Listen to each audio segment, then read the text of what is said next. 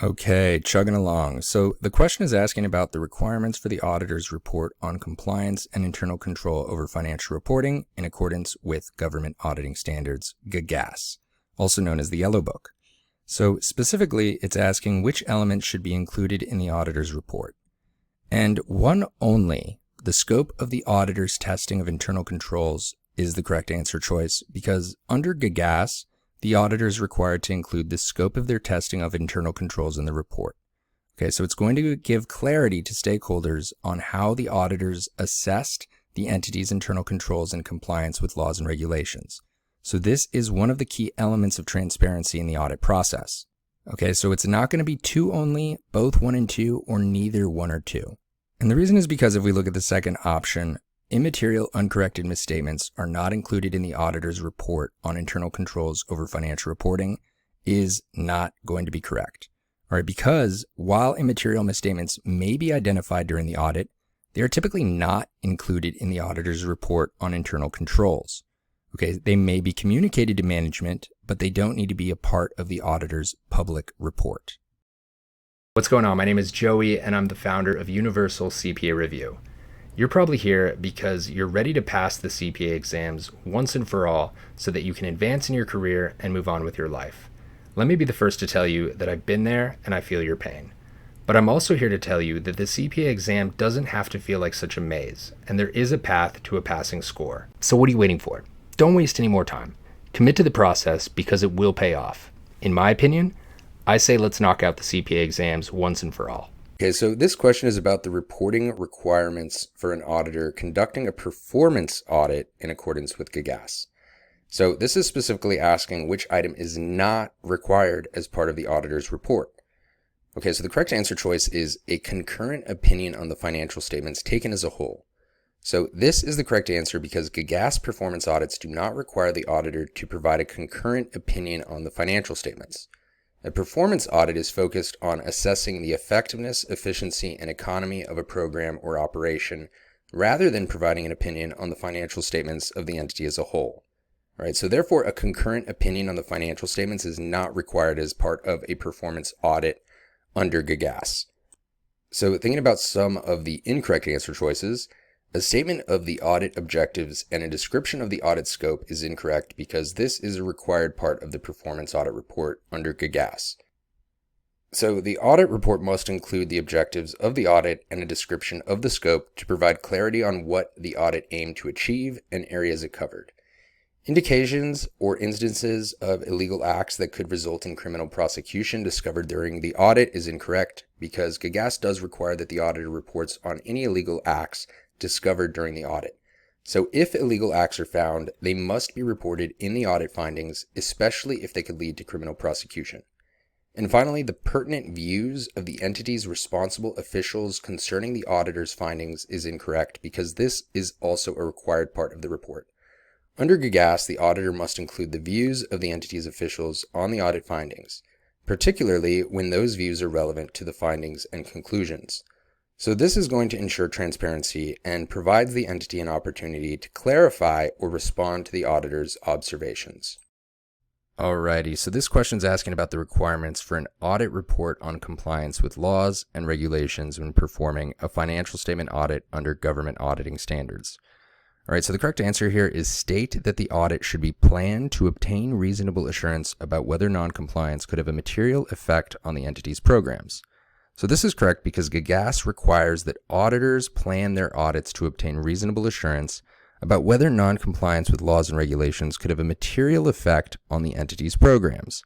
So the focus here is on whether the laws and regulations being audited have a material impact on the programs. So this statement sets the context for the audit and establishes that the auditor is actively testing for compliance with those laws and regulations. All right, so describe the laws and regulations that the entity must comply with is incorrect because the auditor does not need to describe every law and regulation. That would be ridiculous. So the audit's purpose is to assess compliance, not to list the specific laws and regulations that the entity must follow. Provide an opinion on overall compliance with laws and regulations, also incorrect because the auditor's report on a financial statement audit typically doesn't require an opinion to be provided on the overall compliance with laws and regulations. Instead, the auditor's going to report on whether non-compliance exists and whether it affects the financial statements, but not a blanket opinion on compliance as a whole. Provide negative assurance of the entity's legal compliance is incorrect because GAGAS requires that the auditor states that the audit does not provide a legal determination of compliance. The auditor is not offering negative assurance regarding compliance. The audit is focused on whether non-compliance could materially affect the financial statements and programs. All right, so in a GAGAS financial statement audit, the auditor's report should typically focus on the scope of testing for compliance and whether non-compliance could materially affect the entity's programs. So the audit does not provide a legal determination of compliance or an overall opinion on compliance, but instead is going to focus on that materiality of non-compliance.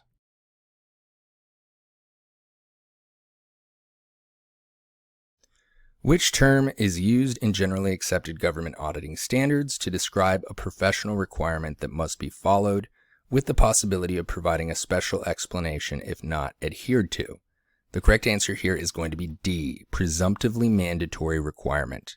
So this term is used to describe requirements under GAGAS. The auditor must follow these when applicable, all right? So however, in rare cases where it is necessary to depart from these requirements, auditors must provide a special explanation. This just includes justifying why they didn't follow the rule and how the alternative actions taken were sufficient to actually achieve them and their intent of the requirement. All right, so it's important to note that GAGAS uses the word should for these presumptively mandatory requirements, signaling that they are usually required with exceptions explained. Okay, so explanatory requirement is going to be incorrect. The term explanatory requirement doesn't exist in GAGAS. Explanatory material is defined but doesn't impose professional performance requirements. All right, so the words may, might, and could describe explanatory material, indicating it's not mandatory. Conditional requirement also incorrect. All right, so this term is not used in GAGAS. GAGAS does not define a conditional requirement at all. All right, so we're throwing that one out. An unconditional requirement, also incorrect. Again, GAGAS does use must for unconditional requirements, but this is different from presumptively mandatory requirements.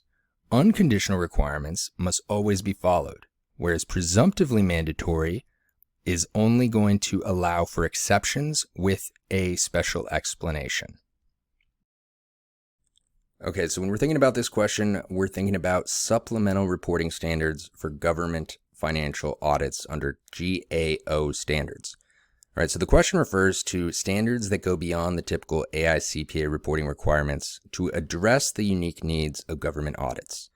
So the correct answer choice here is going to be auditors should report on the scope of their testing of compliance with laws and regulations and of internal controls. All right, so this is correct because GAGAS is going to require that auditors include specific information in their report regarding the scope of testing that they have conducted. So this includes compliance with laws and regulations and internal controls. This is a supplemental requirement in GAGAS because governmental audits require more detailed reporting on these areas than that typical AUD CPA audit. All right, so the rationale for this requirement is to ensure that transparency about the audit procedures, especially since governmental entities often manage public funds and are subject to strict legal and regulatory requirements. So material indications of illegal acts should be reported in a document distributed only to the entity's senior officials is incorrect because material indications of illegal acts do not need to be reported only to senior officials. In some cases, GAGAS requires auditors to report such findings to external parties, such as grantor agencies or other regulatory bodies. So the auditor has a responsibility to ensure that illegal acts are reported to appropriate parties, not just senior officials within the entity. All changes in the audit program from the prior year should be reported to the entity's audit committee is going to be incorrect because GAGAS does not require reporting of all changes in the audit program. So while the auditor must communicate the nature, timing, and extent of testing to the entity's officials, there's no requirement to report all of the changes in the audit program, especially for immaterial changes. Okay, so changes that are material to the audit plan should be communicated, but not all changes. And then finally, any privileged or confidential information discovered should be reported to the organization that arranged for the audit. Okay, so this is incorrect because privileged or confidential information is generally prohibited from disclosure. The auditor is not going to be required to report such information in the audit unless specifically authorized or required by law. However, the nature of any omitted privileged or confidential information must be disclosed in the report, along with the reasons for withholding it.